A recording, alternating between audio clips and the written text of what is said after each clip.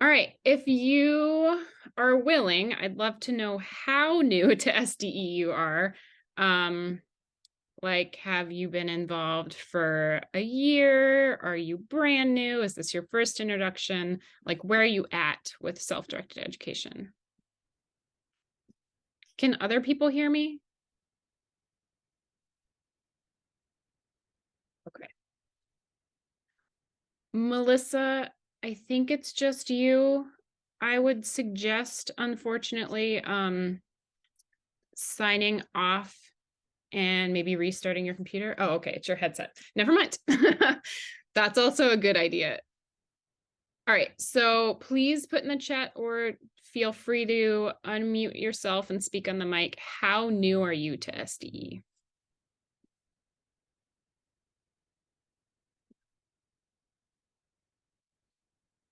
Brand new, about 1 year. Okay. Second year, this year. Cool.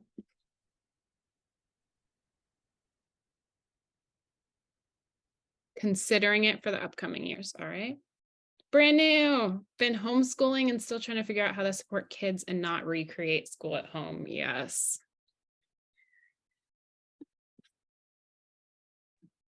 Same. Cool. All right.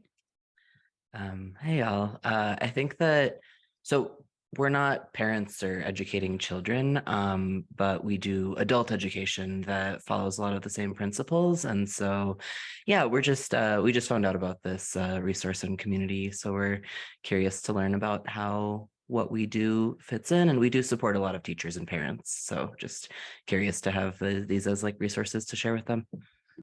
Oh, that's so exciting. Thanks for being here. All right, I'm going to start from the beginning then. Some of you, this might be a little boring at first or you know it, but I'm just going to start from the beginning since we have a range here. So the beginning is basically a definition. Self-directed education is the term that the Alliance created and chose to use.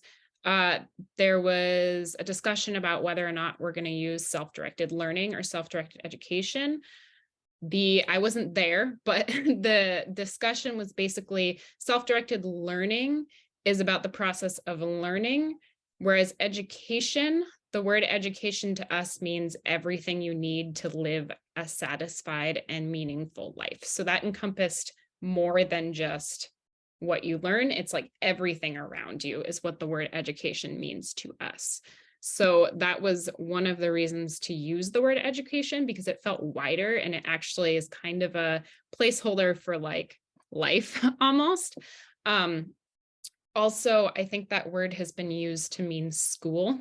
So in a lot of people's mind, education is synonymous with school, and we kind of wanted to take it back. Let's redefine what education means, because it doesn't have to mean going to school, memorizing things, whatever school looks like. It can mean your whole life is your education. Also, self-directed learning is a term that's kind of already been co-opted by a lot of schools. They'll use that term to mean, oh, we made a class and we let the kids choose between 3 projects and we called it self-directed. That's not what we mean when we say self-directed education. That is a way of doing things. It's not what we're talking about. So it kind of felt like that term already had this kind of place somewhere else, and we didn't want to be distracted by that. We wanted to create something brand new that could be used and felt aligned with what people were doing and wasn't already co-opted. Because self-directed learning, I think at its inception meant more closer to what self-directed education means. Are there questions on that part of it? Like, what we mean when we say self-directed education? Okay. Cool. The other thing I want to point out, people have said this a lot, self-directed sounds like you do it in isolation. And I totally understand that misconception. I understand where it comes from. That's not our intention. If you go and read our optimizing conditions, which I'll talk about next, really the point of self-directed means that you are doing things that you yourself choose. It means the learner and the person doing it gets to choose it for themselves and consent to it. Sorry, my husband was going to bring the baby in, but I think it's going to have to wait a minute. So yeah, it doesn't mean that you do things in isolation and you're not learning in community. That is not the purpose of the word self-directed. It means that the learner chooses for themselves. That can look like YouTube videos. It can look like taking a conventional class. It can look like playing. It can look like video games online. It can look like joining a community. It can look like reading from books and teaching yourself. Like, it's so many different ways it can look. The point of it is that it comes from the autonomy of the learner. The point is not that it's done outside of community. That is the most common misconception that I think people think of, and it's really just because of that word. And I understand it's confusing, and there's never going to be a perfect term. That it's always evolving, and it's always not going to feel right to some people. Some people use unschooling to be synonymous with self-directed education. I do that sometimes. It's self-directed education is more of an umbrella term, and unschooling is one of the terms underneath it, I would say. Not like lower than it, but it's like self-directed education, and then you have these offshoots like unschooling, SDE centers, things like that.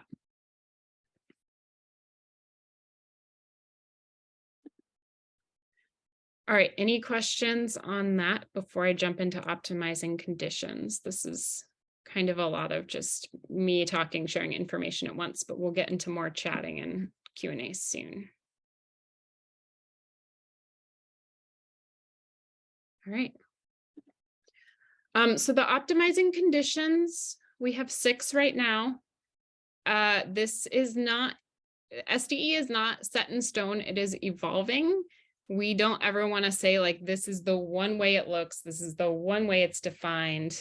Yes, and I'm going to finish this thought and then I'll get to that. This is the one way it looks. This is the one way defined. That's not our intention. We've rewritten the optimizing conditions probably 3 times in the last few years. Our intention is for this to be evolving and changing based on society and culture. But these are just the conditions originally that Dr. Peter Gray identified, because this organization was founded in collaboration with him. And they have evolved over time, but they still feel pretty true to what we mean when we say SDE and what SDE needs to in order to thrive. So if these conditions are lacking, it might not be thriving. It doesn't mean it's not still valid, but you might need to think, how do we make sure to bring this condition into what we're doing in order to make this more of a thriving space for the young people? Life learning. Yeah, you can call it whatever you want. Basically, we did want an umbrella term so that when we say it, people know what we mean. So we're more united as a movement, but different terms connect to different people. So call it whatever you want. I would much prefer like self-directed life or just life, just living life. For me, that's what's very true, is that SDE is just life and all of learning is just life. But for a lot of people, that consciousness isn't quite there yet. The connection isn't there. So the bridge, having a term to help explain that like bridge is helpful before we get to that point where we can be like, we're all just living and we learn by living, and that's okay. Okay, so the first condition, they're in no particular order, but the first one is responsibility. The social expectation and reality that education is children's responsibility. This doesn't mean that the adult is not present and is not part of the education of the child. It's more of a partnership, but basically trusting that children come into the world learning. I mean, if you have had babies, have been around babies, you know that children come into the world with this innate sense of curiosity and desire to learn. It's part of who we are as humans, is that we want to learn. We want to recognize patterns. We want to test things out. It's built into our systems. And it seems that a lot of times we recognize this until about age 5, and then school starts and then we forget. And the reality is that human beings are built to learn their whole lives. We don't need this cutoff time where suddenly We're not built to learn and we need someone else to do it for us. So the expectation that's children's responsibility is more of a trust that children have in them, the innate sense to want to learn.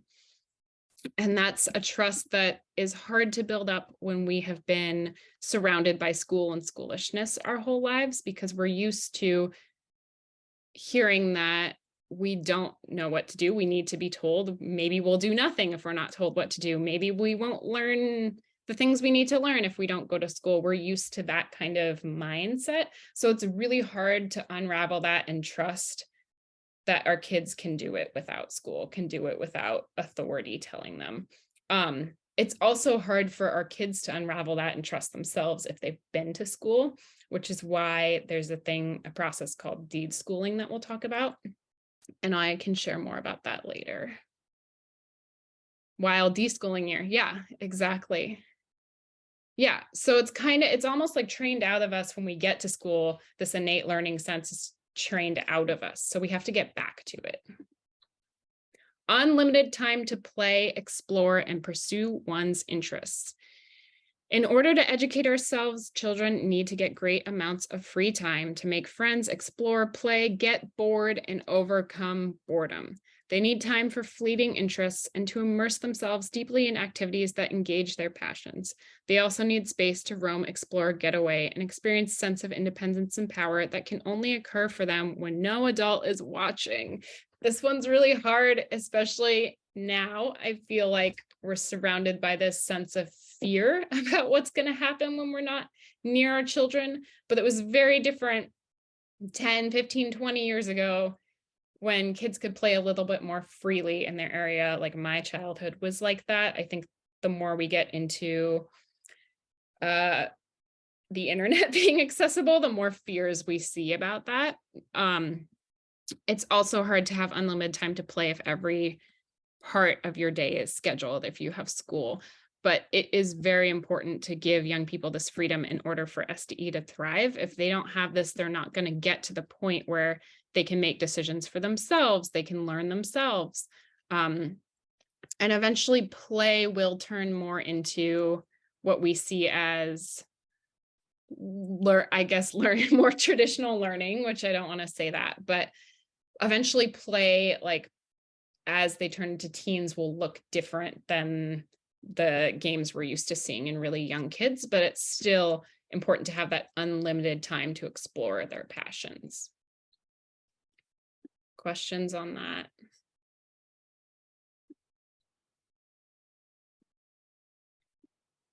Okay.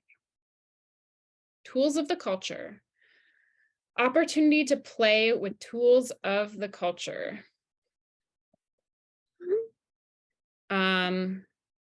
Just give me 1 second.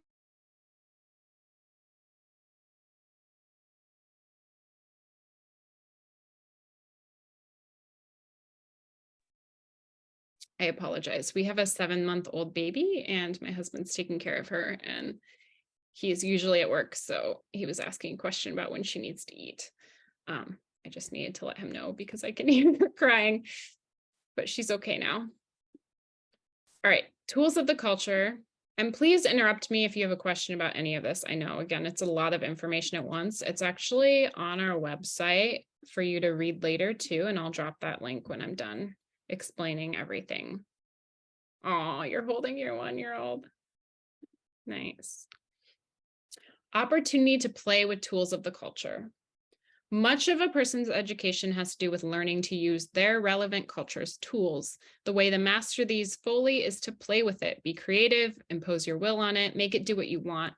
In cultures where values and ways of relating to young people predate the impositions of performance-focused mass schooling, the adults recognize this. So they allow even very little children to play with the real tools of the culture, even ones that are more dangerous, like fire, knives, bows, arrows, or more dangerous, I think, in our society here would be considered technology, computers, and screens. That's kind of what makes us feel that kids are in danger these days, is those screens and access to the internet and other people. Okay, so tools of the culture are very, very specific to the country you're in, the region you're in, the neighborhood you're in, the family you're in. So again, a tool of the culture can be a cooking utensils if it's a culture where you're cooking a lot. For hunter-gatherers, which is where some of Peter's research came from that informed this, it's knives, bows, arrows, things like that. For me, a tool of the culture is my computer. Honestly, it can be so many different things, but allowing kids to actually play and use and experience the things in their culture that they're seeing adults use, because they see us use these things and they know, oh, that's important, I need to learn how to use it. And allowing them to experience learning and using the tools that way is a big important part of self-directed education.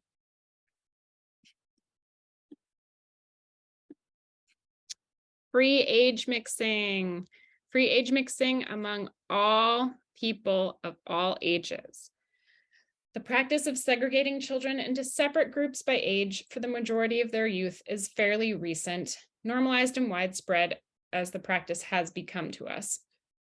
Left to their own, young people almost always play and explore in age-mixed groups, and research indicates this has many benefits.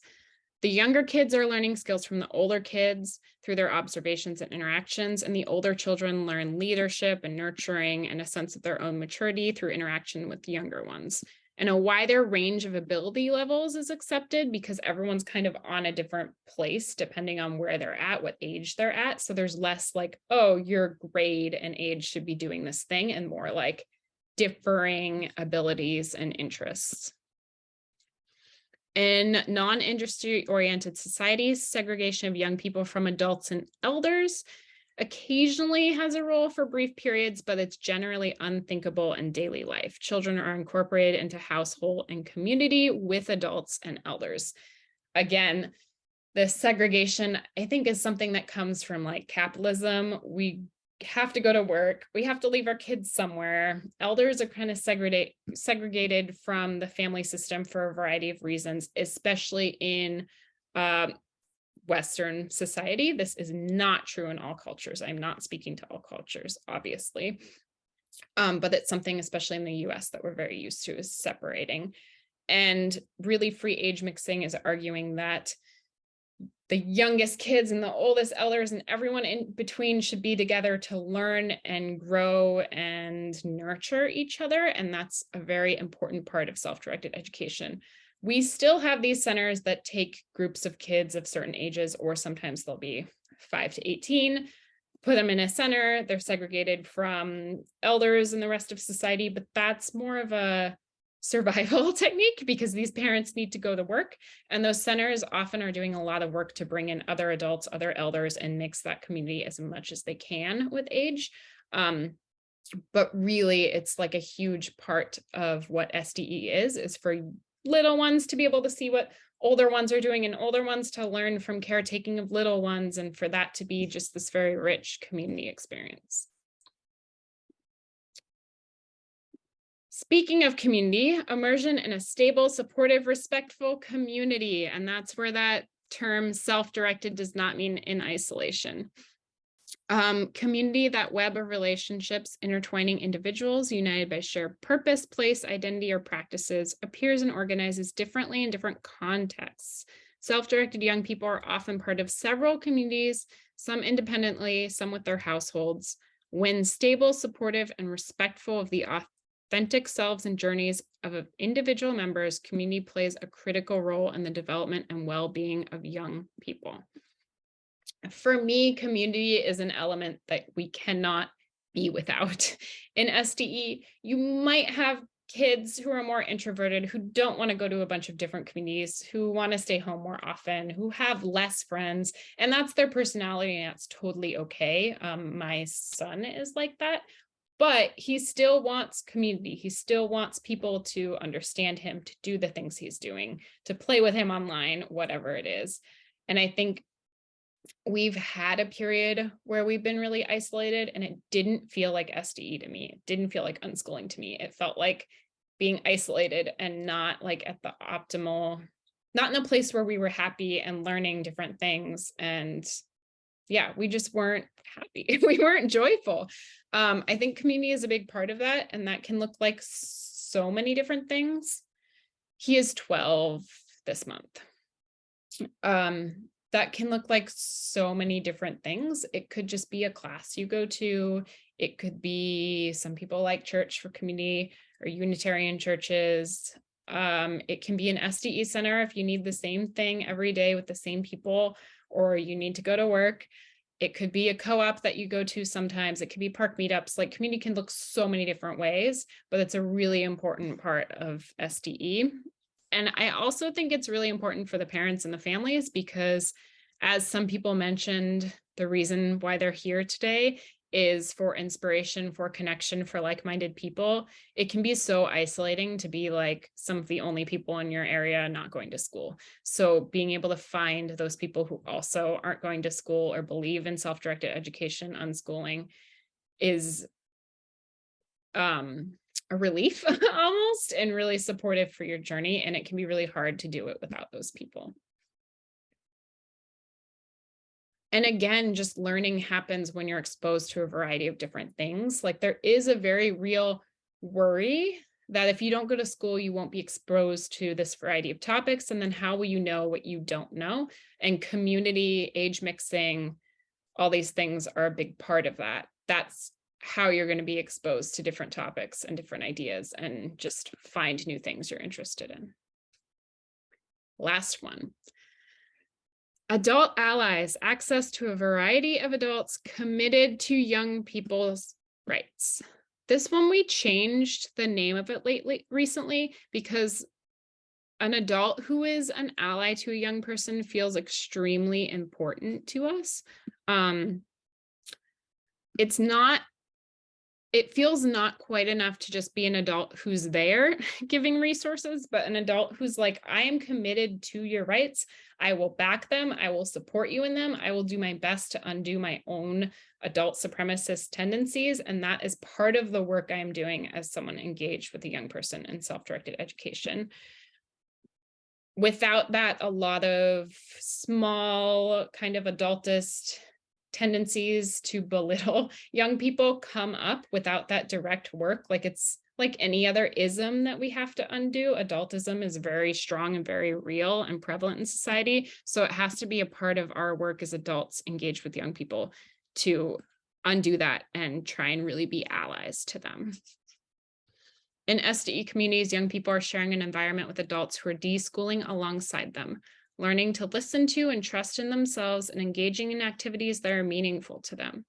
Adults exist in the community as individuals whose roles are uniquely defined by their interests, strengths, and struggles. Roles vary by community, but it is important to remember that in an SDE space, people are defined by what they care about and where they're at, not by their age. Okay, that's the end of our conditions. I want to let that sink in for a second, and also I'll send you the page where you can read them later. There's more. Has anything come up for you? Questions, contrary opinions, anything you want to bring up?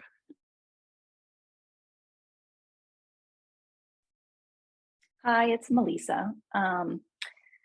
No, this is all aligned with things that I've been reading for, well, recently, but then also just kind of exploring for years. My oldest is 6, and the school air quotes that she's at is just self-directed, play all day. You know, there's provocations, and the teachers are great about social emotional development. And it's just been a wonderful place for her to be for the last few years, but they only go through the age of 6. So I feel anxiety and like, what's next for her? And one of the main pieces is I live in an area that's fairly progressive, but there doesn't seem to be like any kind of SDE center. And the struggle that I find is right now I do need to contribute income to my family. And so I feel daunted by the thought of having to kind of create and find community and kind of do that on my own, while also trying to find ways to support all of this, but also have time to be able to do some of my work. And it feels like the only kind of way forward is to try and create something. And I feel very daunted um, in trying to like figure that out. I wish the school that she was at, they used to do older kids, but they stopped some years ago. So that's the piece for me that feels hard because she always says, I can't wait to go to school. I love school. And for her, she gets to play with her friends. And I know she loves being with the same group, throughout the entire week. And so, in thinking about her having, an activity or two activities, maybe every week or a couple of things where she gets to be with the same kids, I have a thought that may not be enough for her. And so, how to create something where she gets to be with, like the same kind of core group of kids most of the time. I'm not quite sure. I'm not quite sure how to do that. Oh, somebody else is saying they relate. Thank you. That's kind of that's what's been on my mind for a while, because she always says she loves school, and I love that. And she doesn't have any idea of what school really is, like in sort of like the public school mentality. And all of her friends have been leaving to go to these public schools, so she knows there's something else out there. So that's one of the things I've been thinking about. Oh, thanks. Oh, Hi. yay. Did anyone else want to add to that? Mhm. Sounds like a couple people can relate.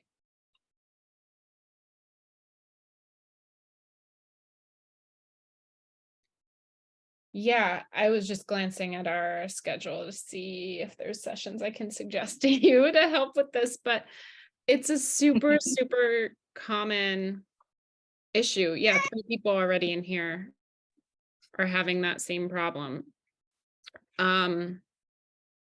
It can be really difficult to start something while you're also trying to work. I have also had this problem in my life, and maybe still right now. There are different ways of approaching it that you can try. It depends on your community for sure. I would suggest the flying squad session. That is the most low bar entry point to starting something consistent that I have ever experienced in SDE. I'm sorry, I totally missed what you just said. My daughter was crying. Oh yeah, my 1-year-old. flying squad session. I would suggest the flying squads Oh, thank you. Q&A tomorrow. It is the most low bar starting something in self-directed education that I've ever experienced. I'm also the co-founder of Flying Squad, so I might be biased, but I founded it because it doesn't involve a bunch of money or resources or time to start. So that might be a good place for you to go and just check out that idea. And it could also help you think of other ways for it to look.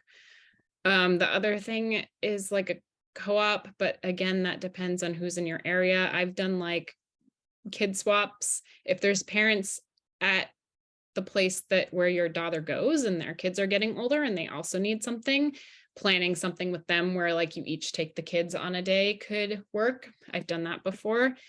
We're all just trying to make this thing work while we also have to make money, right? So it's very real and it can be a struggle. So just thinking creatively and thinking what do the other parents and kids around you need, and how can you like support each other in that need?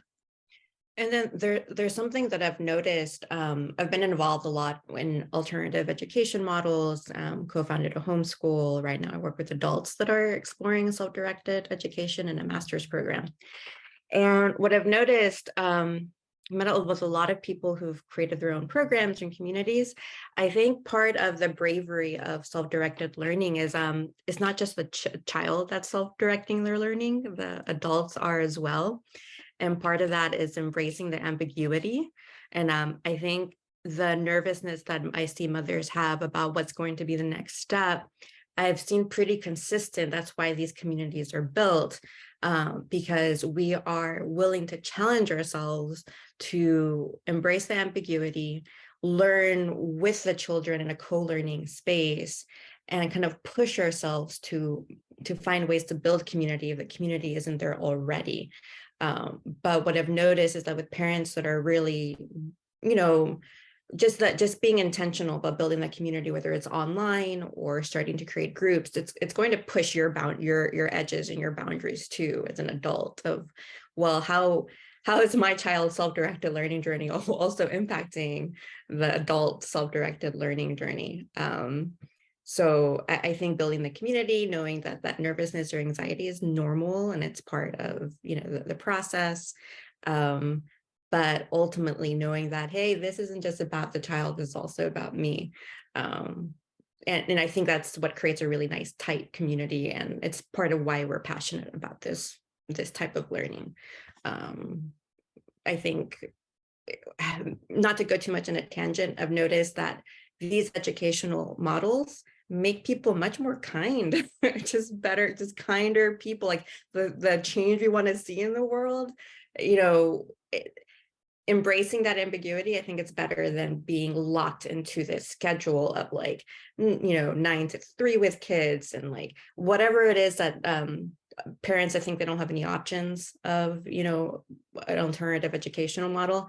I've noticed there's so much more freedom and well-being, even if you have to, you know, navigate that uncertainty. Yes, Vanessa, thanks for sharing that. That's so important and so real. It is our journey too. And sometimes it's harder for us. It's harder for the parents than it is for the kids. It's the parents letting go that's getting in the way of the kids sometimes. Yeah. And I'm going to read this message from Quillen. Am I saying your name correctly? Yes. Okay. Quillen. I find it easier to be an adult ally to other folks' children than to my own. This information has been reinforcing my need to dig in on that work internally. I have an 11-year-old who went to school through fifth grade and a 4-year-old who's never been in the system. And I find the older child way more challenging. I'm still learning to trust her while I also see her curiosity and creativity clawing back out of her after being in school for so long. Yeah. And I'm trying to keep up with the little one's endless capacity. I feel like I'm on both sides of Melissa's situation in one family. Finding space for both of these kids to engage in meaningful ways has been tricky. Yeah, 4 and 11, that's very different. Oh, no worries. You can keep typing your thoughts. That's fine. That's very different. And that's a whole lot of what, 10 years, not 10 years. They were 10 years old when they left school about. So they have 5 years of school and 1 year of not school. There's a lot to work through for both of you there. And also I found 11 to be a weird, challenging age, even with my almost always been unschooled kid. It's a weird transition from like, we're playing all the time to we're not playing in the same way, but we're not quite teenagers. So we can't be as independent, but maybe we want to be independent. So it's a really weird transition time. I think when they're figuring out what independence means in their new kind of age and body. So I've found that to be challenging regardless. Absolutely. We joke that sometimes she's 4 and sometimes she's 16. Yeah, it's really hard.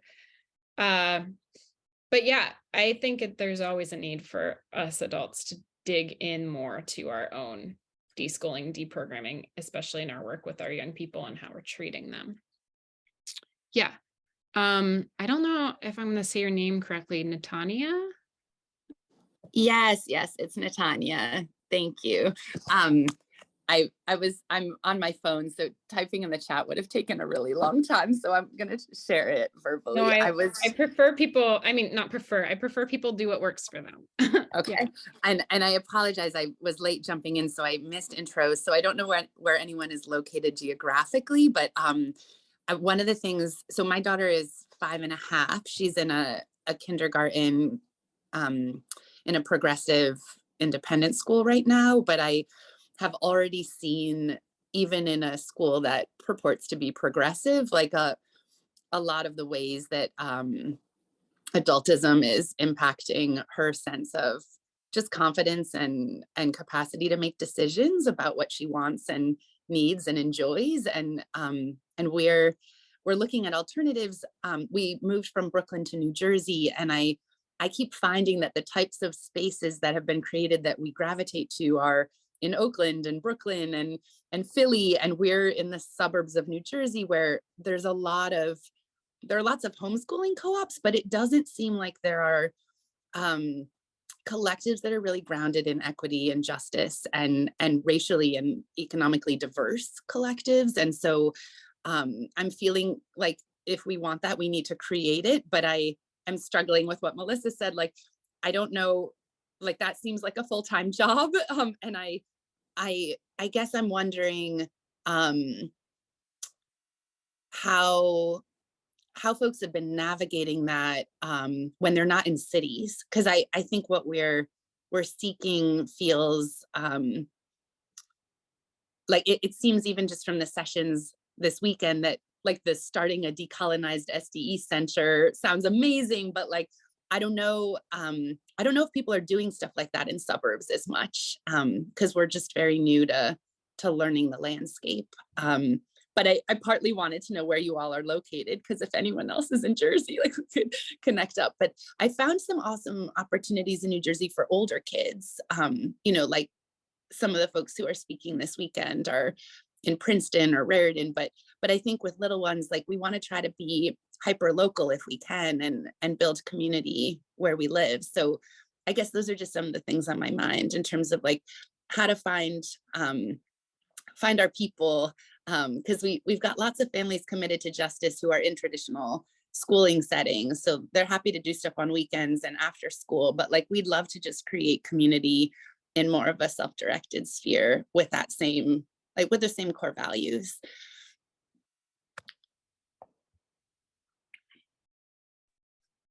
Yeah, I've heard that difficulty a lot. I am posting ASDE's map of people and resources. There might be individual members on that map in Jersey too. Two things.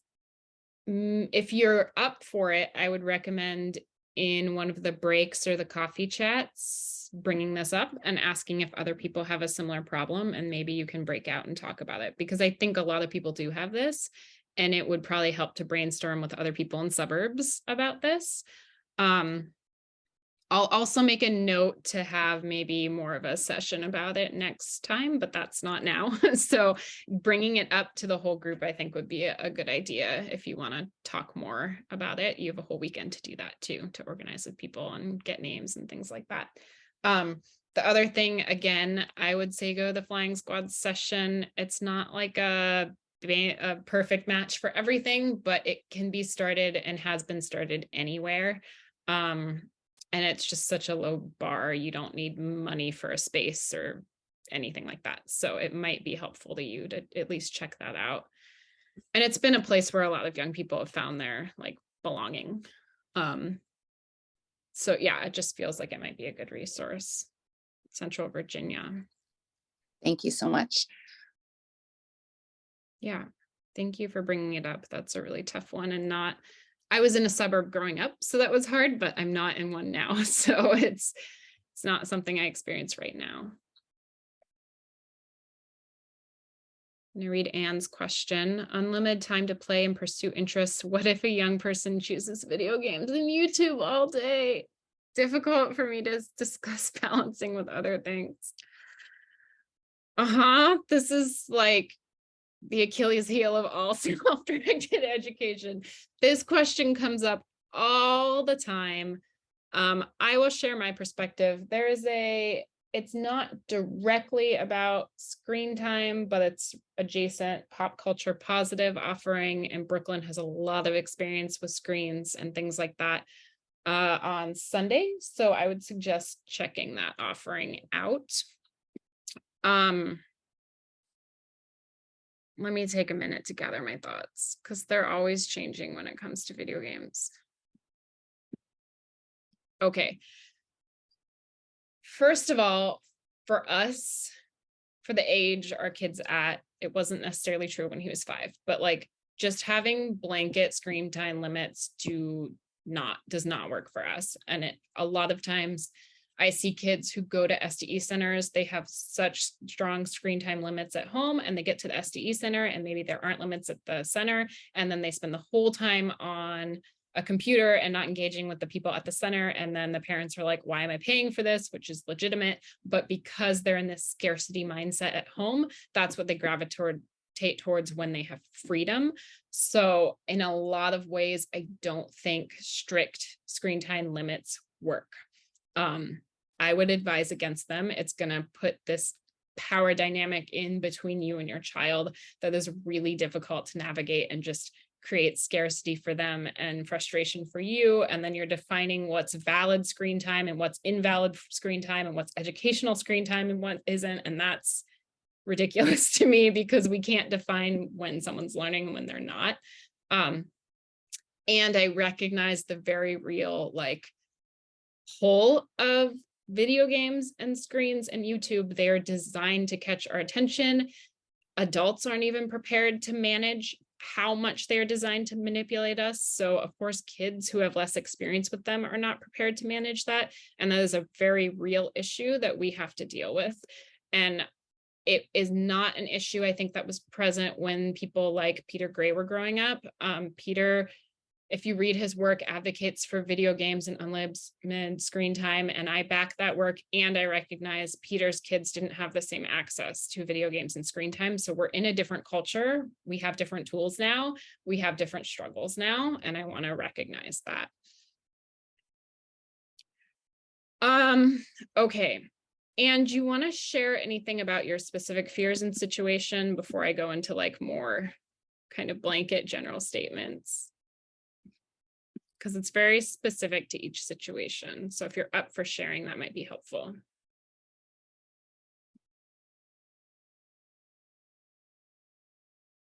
Preteen daughter, yeah.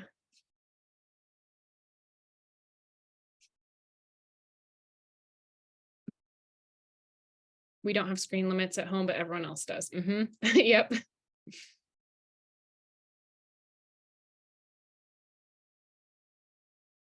All right. Loves indie games and learns tons from them, can't turn them off. Yes. So the first thing I fall back on when talking about screens is your relationship with your kid. If you have a good trusting relationship with your kid, this is a lot easier. If you don't, there's a lot more work to put in before you can get to an easier place. But I think that if you have that baseline of trust and they know that you're supporting their autonomy and you're not coming at this from an adultist perspective and that understanding is there, then you can be a little bit more vocal and not pushy, but like vocal about your fears about them using screens, about how much YouTube algorithms are manipulative, about how video games are built to like constantly gratify them. And that can get you into this loop that you can't get out of, or that's hard to get out of. About how sitting and staring at a screen all day is sometimes bad for your body and eyes in ways, or if they forget to eat, how it's affecting them personally and their relationship with screens and what happens to them when they use them. I think telling your kid what's going on and what your fears are about that is really, really important. It can be a lot harder if they've been going to school for a long time or you're just starting unschooling and the trust isn't built yet and they think no matter what you do, you're trying to tell them what to do. Doesn't sound like that's the case for you all. Yeah, 6-year-olds is a different situation. And that is very true. Like negative impacts of screen time are not necessarily immediate. So it's a lot of talking about future impact, which can be hard to conceive, especially when you've lived less life, which younger people have. But if they trust you and you're in constant conversation about this and you're saying you're there to help them support themselves and being healthy and getting what they need out of something, then that's a good place to start. I think it's hard when they're like, well, I want to play screens all day. That's my goal. I don't want to do anything else, or I can't access people in person. So I go to my screens to access my friends, which is super valid. It's hard to advocate for them to do anything else because that's where they're getting all their interaction and everything they want. So if that's your situation, I would think, how do you bring in more community, more activities that are going to get them more of the things that they want? aside from the screens, that's where we're at right now. Like my son can't get what he wants except for playing with his friends online. So I'm like, where do we go? How do we bring in this community that's going to get him the things he's looking for? Because he defaults to screens because he can't access that otherwise. So thinking about those things, like what's missing. Yeah. Is anything missing? And if it's not, like if truly nothing is missing for the person doing it, and that's their chosen interest, then it feels more like, how do I break down my biases about screens? What am I holding on to that might be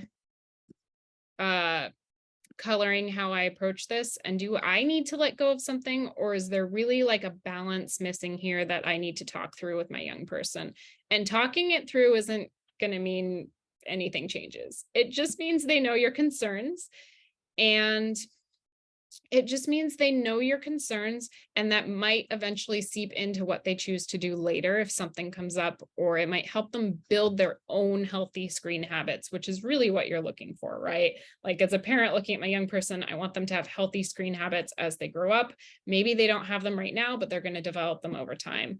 And again, I will just add that adults don't have healthy screen habits a lot of the time. Like how much time do we spend on Instagram or Facebook or TikTok? And just sometimes we can catch that in ourselves and change it. And that's really the skill I think we're trying to help our young people build, is how do we catch when screens are no longer working for us? We don't like it. We feel bad. We want something else, and we want to change our habit. How do we help our young people identify that and have that like healthy relationship for themselves? If it's still working for them, if they love it, they're getting things out of it, it's their interest, they don't feel like anything's missing, their health isn't immediately threatened, maybe it's okay that they're doing this right now.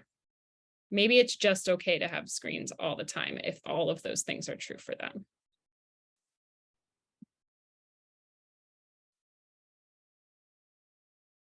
I can talk about younger and older children with screens. I don't feel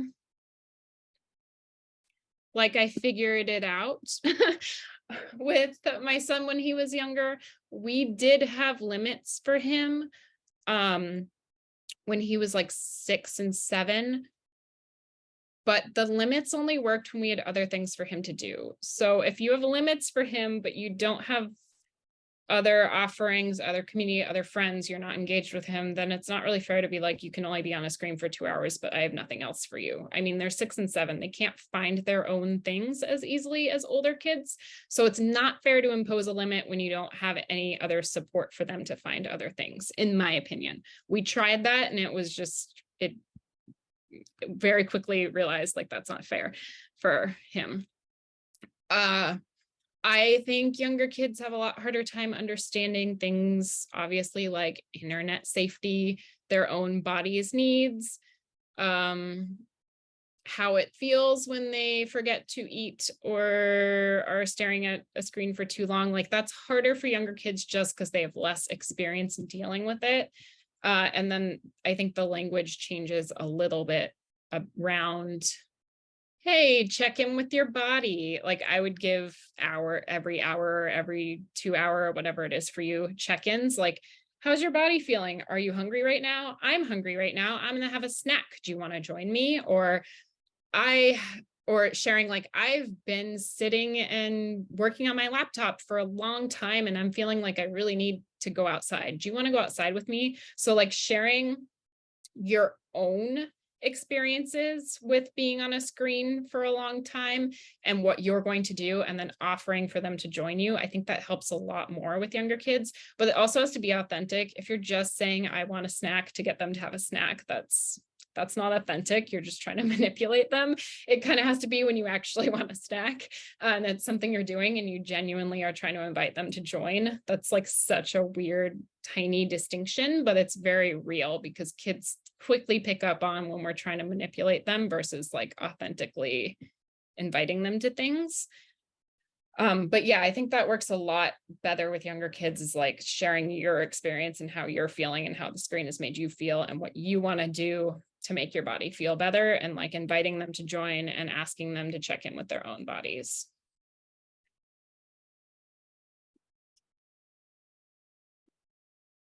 Am I modeling what I really want her to see about screen use? Videos are my go-to when they're sick. So it's like, why can I watch this when I'm coughing, but not when I'm well? So complicated.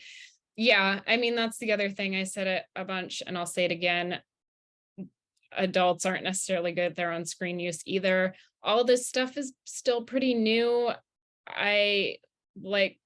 And everything that gets made is even more engrossing. Like TikTok is even more engrossing than Instagram, and the algorithms get better and better. And it's really hard to deal with, and it sucks our energy and our time. And like some people love TikTok and they love how much time they spend on it, and that's great. And some people feel so drained and can't figure out how to get out of that habit. So recognizing like, how much am I using the screens? Am I imposing screen limits on them when I don't have any? Like, that's going to look very strange and unfair to them. Am I bringing my phone to the dinner table and telling them no iPads at the dinner table?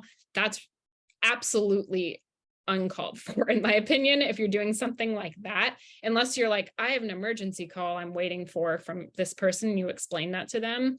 That's a little different. But are you doing things and crossing boundaries that you wouldn't let them do, and you're showing them that, they're going to see the unfairness in that right away, and they're going to be frustrated and either call it out or like push on you by refusing to listen to your asks, basically.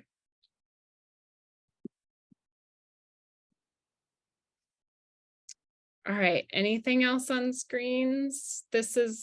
We could talk about screens for 4 days. I actually have to admit that I refuse to go on TikTok because I know it would suck me in. So I don't know what TikTok implemented, but I do know that kids can fake their ages. So it's not necessarily going to matter. And it's also weird to me that TikTok is built to make you keep paying attention to it, and then they're going to implement a limit only on children. That feels ageist to me. Yeah.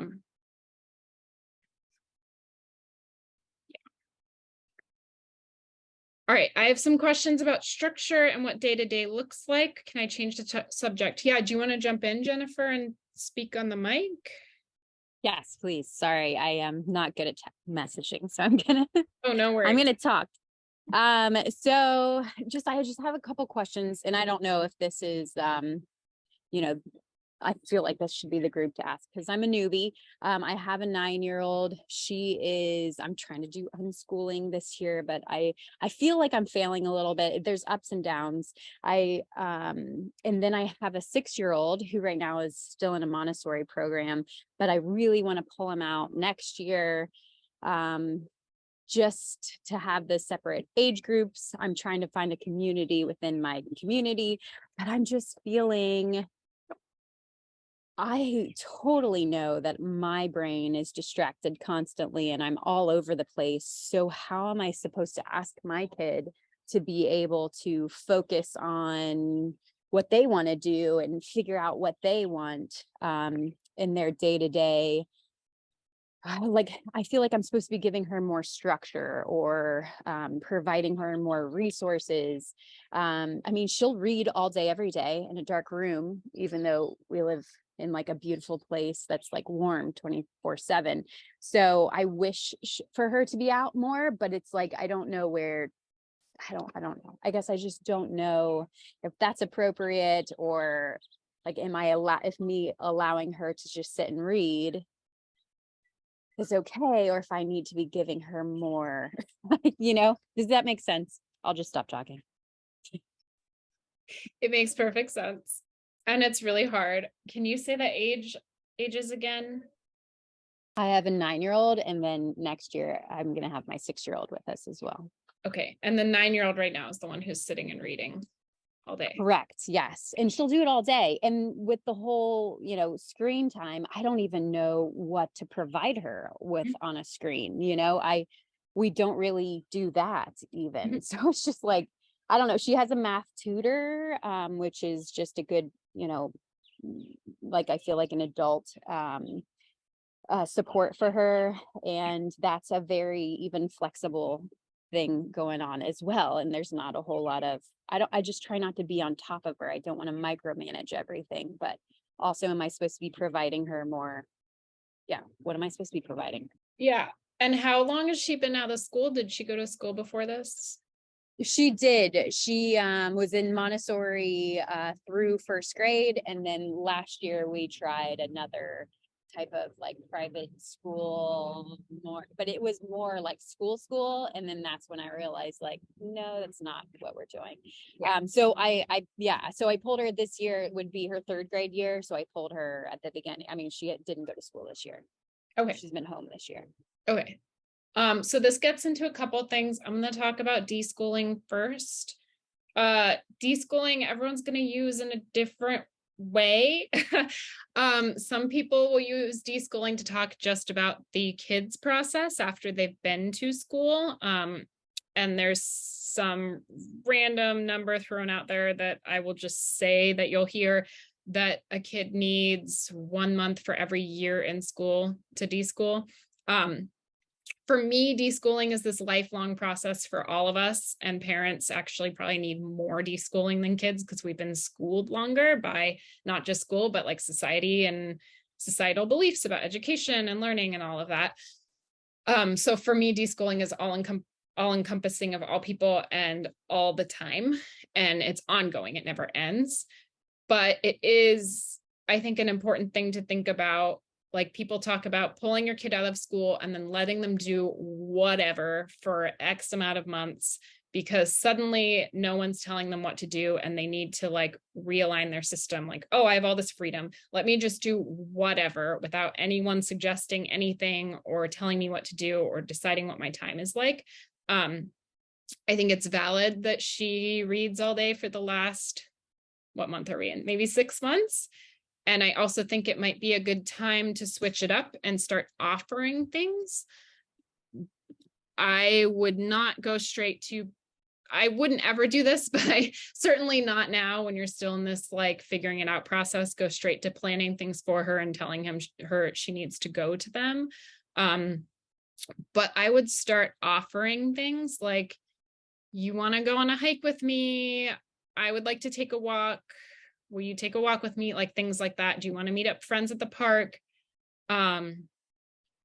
Just different, whatever it is that you want to offer, I would start offering them and offer them more and more. And right now, especially when she says no, just like accept it, because she's still, I would say 6 months out.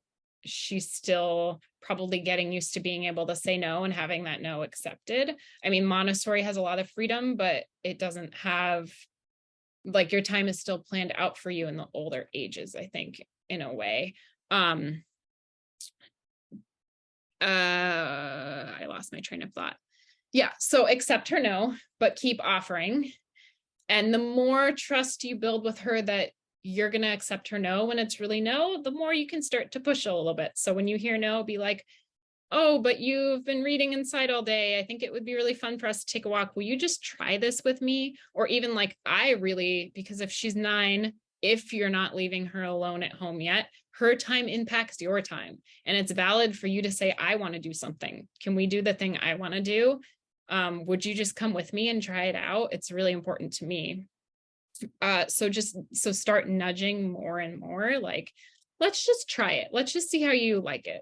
Let's go to that park meetup for half an hour. And if you really don't like it, we'll go home, but let's try it. So just starting to ask her to try things. And then the more you get practice with that, the more you'll feel out what really she doesn't like and is going to say no to every time, or stand her ground and be like, no, I absolutely don't want to do that. And what you can really push on and try and get her to try out. If I never pushed my kid, he would never do anything because he's so worried about new things. Like, he needs that conversation. He needs that nudging. He needs that, let's just try it. And I will be here for you if you don't like it. And we can stop if you don't like it. But he needs that. And it also is something we built up over time. So as I said, like, I took no as no when he was younger. And then slowly, as he trusted me more and knew that I was like had his best interests at heart and I was really gonna like support him, then I would push on him more even when he said no. Do you have more questions? I know that's a little bit, it's like very based in relationship. It's very nebulous and it's not like do this, have this structure. So let me know if you have questions on it. Right. I'm just constantly trying to read about what am I supposed to do. So that does help for sure. I'm like, I guess yeah, it definitely helps. I have her in a million activities. You know, she's like in a sailing club and she goes to jujitsu. So she's around other kids. I just want her to have that free moment to be creative on her own, you know, or find her own thing. And I'm just like, oh, okay, how does she even, I like, but you're right. I think that's the thing that we're in the process right now of her trying to deschool. And, you know, she's still looking at me like, what am I supposed to be doing? Yeah. And if So. those activities are not ones she chose, you could start to pare them down. I mean, you could start to ask, like, do you really want to go to sailing club? Is this something you care about? Or should we stop it and find something else you care about? You can like let her know. I think your responsibility is to let her know what's open to her because she doesn't know. She's been in a school that's told her what's open to her. Now she is the whole world and you're kind of her guide to show her what's open to her. So if there's, different activities that you're looking at, like let her know, like we could try this thing out. I could take you here. You could take this art class. Like here's what's open. Here's what I have time to take you to. What do you want to do? Or even just like an open-ended, what do you want to do? Maybe she has an answer for that. But she might not even know what to ask for right now. She might have no idea what to ask for or what to ask. Right. So just give her some options. No, yeah. Okay. I get it. Thank you. Appreciate it. And I will say about reading what to do, everyone's writing about what worked for them. So if you're reading something and they tell you this is what to do, I would be skeptical of that. But if you're reading something and they tell you, here's what worked for my family, here's just an idea, that feels more true to me because what works for someone else is not going to work for you and your daughter. It's really based in your relationship and your situation and your personalities. So having more of a like ideas of how to try things rather than a perfect structured roadmap, I think is important in SDE. If something looks beautiful and perfect for another family, it's not necessarily going to be beautiful and perfect for you. And it might also be them just sharing what's beautiful and perfect and not sharing the hard parts, because we all have really, really hard parts too. I love this conversation. This is fantastic. And this just popped in my head that I hadn't really considered before, even though the school that my daughter's at has talked about brain development a bit, and we've kind of like had some nice conversations around it. But I am aware that I think until like your early 20s, your brain is not fully developed. And it just had me think about like the partnership and support that kids need from parents who have fully developed brains, right? Like we have like this bigger kind of picture of the world, and we also kind of understand our bodies and, you know, the need to move them and to be in fresh air and, you know, have sunshine hit our faces. And I kind of wonder about kind of like the partnership between, you know, having our child explore their interests, which is just wonderful, and also using our fully developed brains to support them when they physically don't have the capacity to do that yet. Feels like there's like a very fine line there, but there is. Just kind of struck me. Yeah. And I do like to reframe the fully developed thing because fully developed, I believe, and also the research on brains is like so shaky. We don't know anything about the brain. But fully developed, when they talk about that, means things are trimmed back, like our emotions are trimmed back to a way where they're more set in stone. And in a way that's really helpful because it gives us wisdom, because we know what has happened in our past X amount of years. In a way, it's unhelpful because it lacks flexibility. So it's developed in a different way. Like we have a different level of understanding, but we are lacking some things that kids have too. So I don't want to say that like kids know more than us or we know more than them or you're wrong. I just like to reframe what the brain looks like, as opposed to you reach this age and you have a fully developed brain. It's like at different ages, your brain is developing in a different way. Right. And we do have, I will probably always frame it this way, like we do have more life experience and things, and we have learned from that, and we know these things to be more true, and we have more awareness of ourselves because of our years. And that's really valid. And kids have a lot of awareness of things that we've kind of lost a little bit, and that's also really valid. When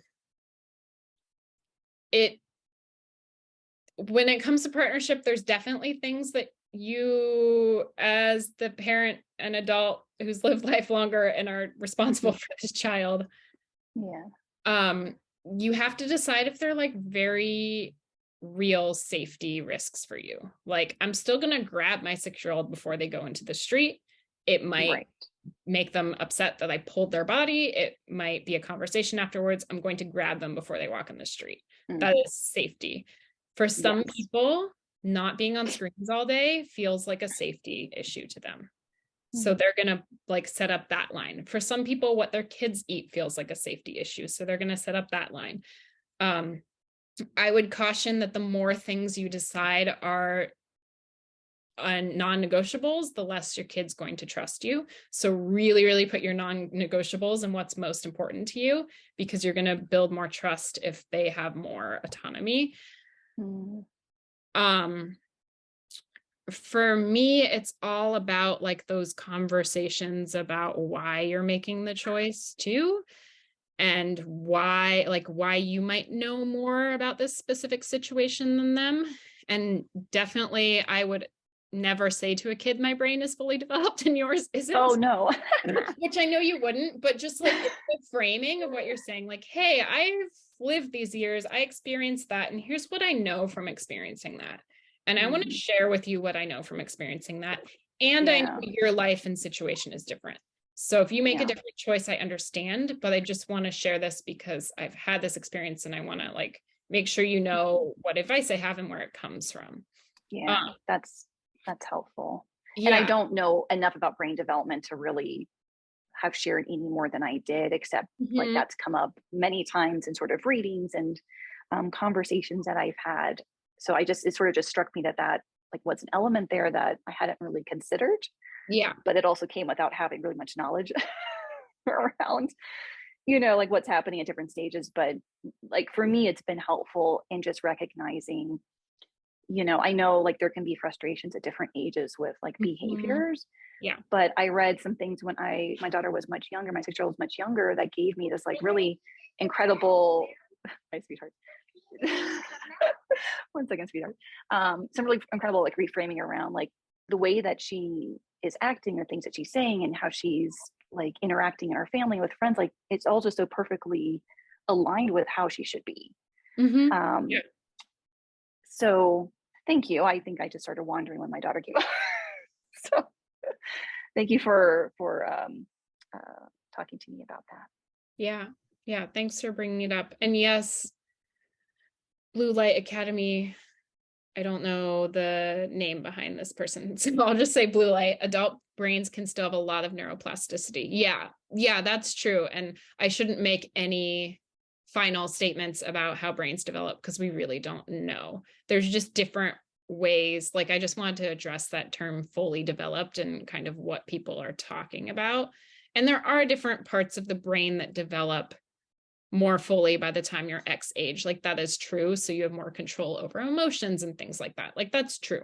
And I think it's important to think about those things and like what skills have we as adults gained because of that development that kids maybe don't have yet, but then also think about like what skills do they have that we don't have, and what skills do different people have that other people don't have, because some people's brains are super different and it actually doesn't matter about age. It's just developing in a different way because our brains are attuned like differently, which is why we talk about the term neurodiversity.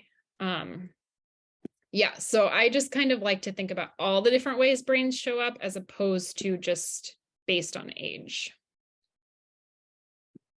Thanks. Thanks for sharing your names. Cool. I guess that's why co-creation is so important. We each have plenty to gain from others' experiences. Yeah, safety is individualized in an interesting framework. Thanks for the language to have that conversation. All right. Another question that's coming up for me, I'm wondering about timing of when to transition my daughter out of school. I'm thinking it will take some time to build access, a self-directed community and opportunities with her. But in the meantime, I'm uncertain if one more year in a progressive school will be detrimental because she'll have more deschooling to undertake. I have some fear about taking the leap before I have a solid plan. I would ask her. That's my first advice. Ask her what she wants to do. Be honest in your fears. How old is she? 5.5. Okay, I would still ask her. Maybe don't be fully honest in your fears, but be like, hey, I don't have a setup for you that I would want, like a full setup for you yet, for you to go into instead, and I'm working towards having it.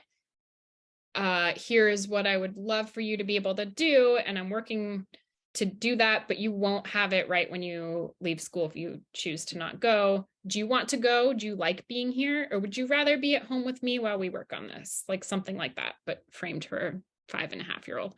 I think she still can tell you if she wants to go and likes going, or if she'd rather be at home with you while you work on it. I think it's valid to ask her about her experience. Maybe she's like, hey, I like going to school. I want to keep going. And that would be a surprise.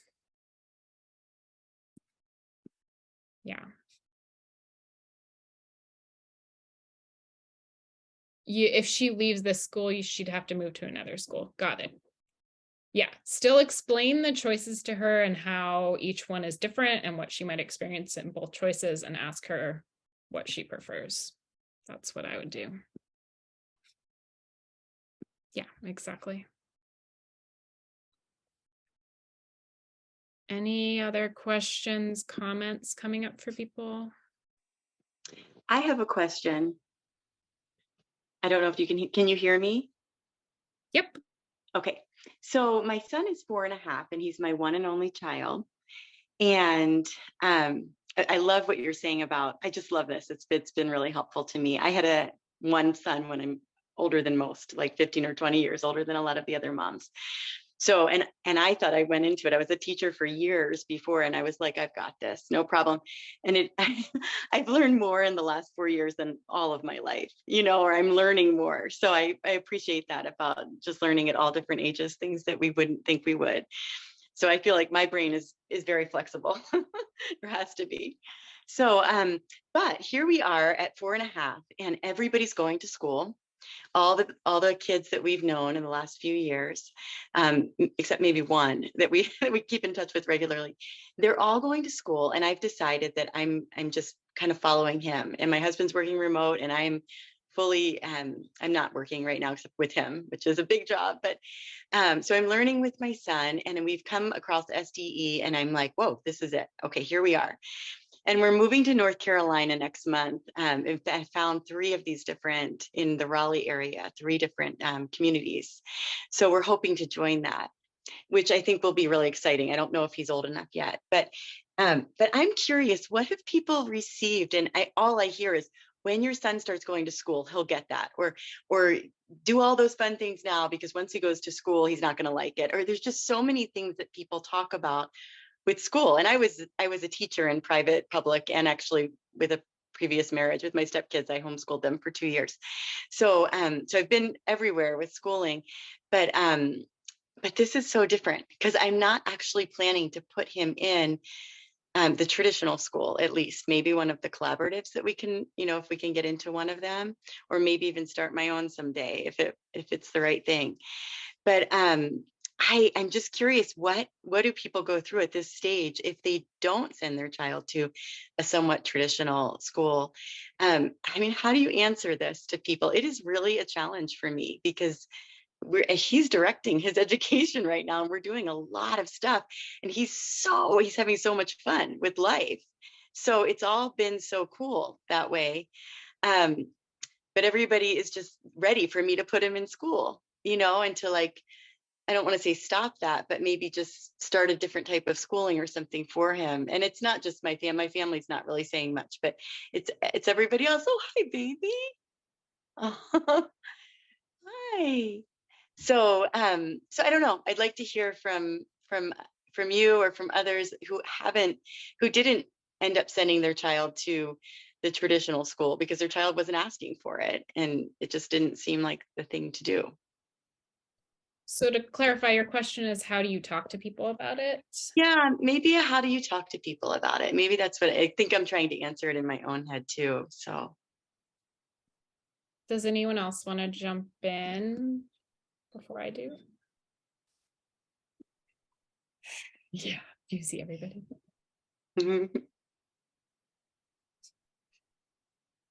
Okay, I'll jump in, but please feel free if anyone else wants to share to do so. It's really hard to talk about it. It depends on how much you want to share, how much you want to deal with people's preconceived notions and advice about what you're doing. It's really like, for me, it depends on who's asking and how much I care what they think and how much I want to share and how much of a conversation I want to have. An easy one is, well, this is what works for us right now. This is what works for my kid right now, and this is what we're going to do. And then if they have more questions, great. But if they just want to throw a long list of things you're missing out on, you can set that boundary and be like, this is what works for us right now. This is what we're doing. What I've been able to find, like places of connection with people, is, oh, school didn't feel really good to me, and I want my kid to have a different experience. And I don't remember what I learned in school. It was really tough on me, especially in a young age. It's like hard for them to sit still, and it just doesn't feel important or necessary to us, and it didn't feel good to me, so I would like my kids to have a different experience. And sometimes people will be like, oh yeah, I don't remember what I learned at school either, or oh yeah, my husband had a really hard time behaviorally and cried every day he went to school, or like those things will connect with them and they'll kind of remember. But just sticking with your perspective, like, this is what works for my family, this is what we're choosing for our family, and school didn't feel good to me, and I would love my kids to have a different experience. That's a good, easy way to say it. Now, if you're getting really into, like, they're asking you questions, they're asking how he's going to learn math, or they're actually interested in what you have to say, that is a whole other realm of conversation. It can be helpful to prepare just like baseline answers for those typical questions. Another thing is, a lot of times your kid gets asked these questions and you want to have answers either for them to say, or if they want you to say them, to back them. Like, someone will be like, oh, well, do you know what 4 + 4 is? And you could be like, well, we don't really do that kind of memorization of math, so please don't ask him those things. It's not important in our family, and that's okay for us. Because you want to be there to defend them when all those schoolish things creep in and people start trying to like quiz them, because that happens all the time. I don't know why it's okay for adults to automatically quiz kids that they don't know. But just be prepared for that kind of stuff, and be prepared to like defend your child, because those are the little moments of adultism you want to show them you're standing up for them in. It is so weird and obnoxious. I agree. Also, like, people ask what grade my kid is in. He looks at me and I'll be like, I don't know. And he'll be like, I don't know. And we'll be like, we don't know what grade we're in. We don't go to school and we don't think about grades in that way. And it kind of pushes on people's like conventional ideals a little bit. So I like saying it in those simple terms for people to be like, oh, not everyone knows what grade their kid is in. Wow. Do you have any specific questions you're like fielding that you want support on answering?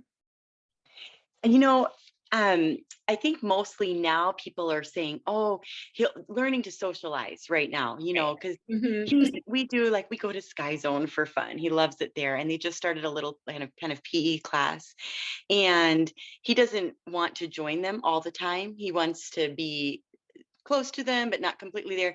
And, you know, they'd like to, the people there like, oh, he'll get here. Once he gets to school, he'll learn how to do it. So a lot of it's about socialization, and his personality is, I don't think he's ever going to be one who, he might change, but it doesn't seem to be that he wants to like be the center of attention or be in the middle of things or do rough and tumble. He even says that's just too rough for me.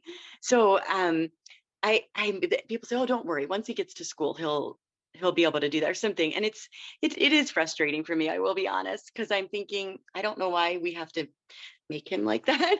Yeah. Just send him to school to make him like that. So yeah, I mean, for me, that's another, I was talking about this recently with someone that is like a personality trait, and society gives different weights to different personality traits, and being extroverted and sociable and outgoing and energetic, especially as a young kid, is like weighted more heavy than being an introvert who knows what they want and knows what they don't want.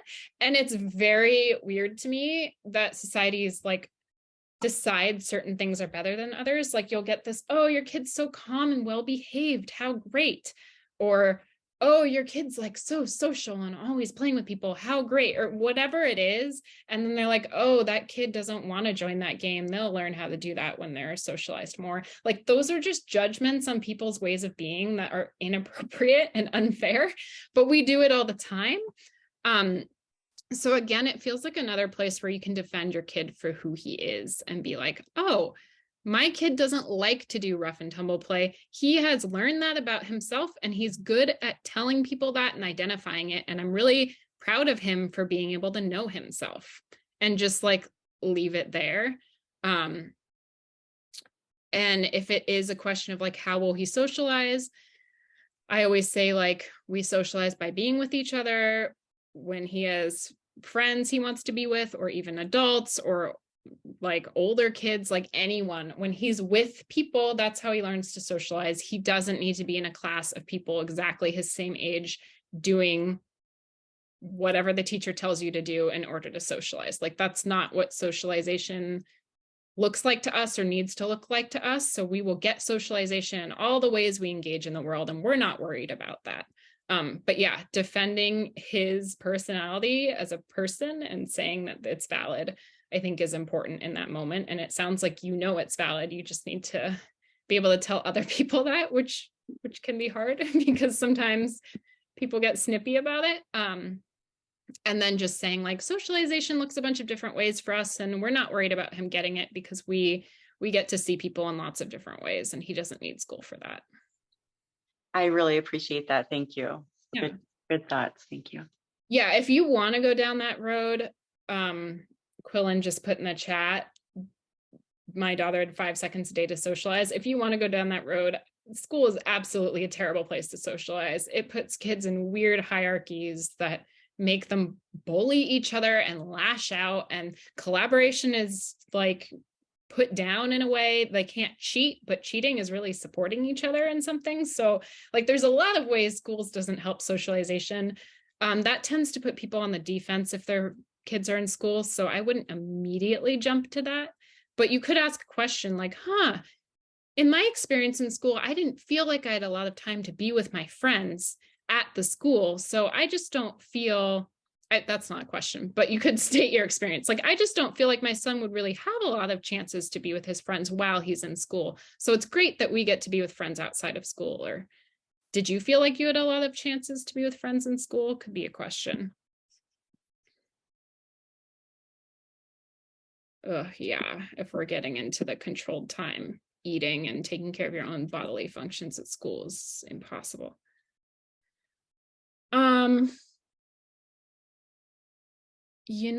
I haven't seen anything specifically about an only child. I would say that you really need to seek out community and people when you have an only child, even more than when there's siblings, but I haven't seen any specific resources about that. My stepson, he has a baby sister. He was an only child for 11 years, so I get it, but I would just say seek people out a little bit more because, yeah, you can't fall back on the sibling relationship.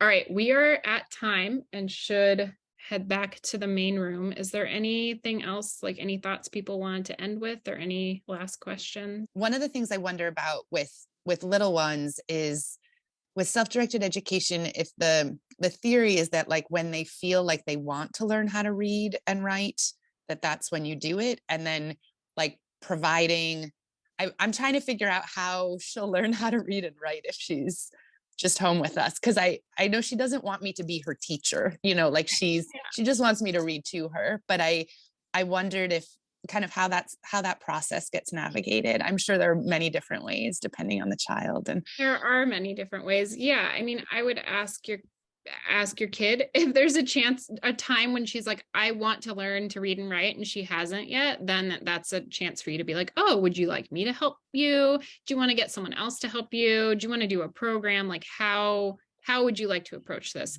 A lot of times kids learn to read and write before they have a chance to realize they want to. So it just kind of happens when you're reading them a lot and writing is around them. And honestly, games like Minecraft and wanting to talk to kids online is a huge like motivation for kids now to learn to read and write. So it might just happen. But if you get to that point where she's like, I don't have the skill and I want it, talk to her about the different ways she can gain it and what she would like. Yeah. Awesome. Thank you so much. This was incredibly helpful. Yeah.